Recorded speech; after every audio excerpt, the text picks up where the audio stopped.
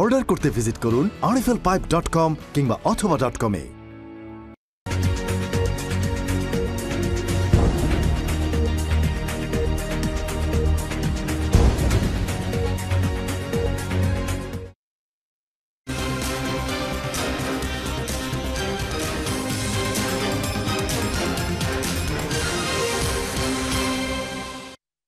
আমি ফয়সাল মাহমুদ। খেলাধুলা অঙ্গনের সকল খবর নিয়ে নিউজ 24 এর নিয়মিত আয়োজন স্পোর্টস টাইমে আপনাদের স্বাগত। দর্শক, শুরুতেই জানিয়ে দেব শিরোনামগুলো।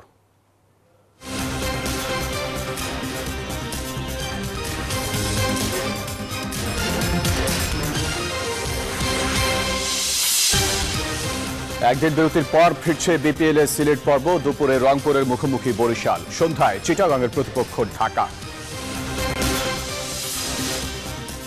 জাতীয় দলে আর ফিরতে চান না তামিম ইকবাল, অপেক্ষায় বিসিবি। চেন্নাইয়ে বোলিং অ্যাকশন পরীক্ষায় ফের ব্যর্থ সাকিব। এবং স্প্যানিশ সুপার কাপে টানা তৃতীয়বারের মতো ফাইনালে বার্সেলোনা, দ্বিতীয় সেমিতে রাতে মায়োর্কার মুখোমুখি রিয়াল মাদ্রিদ।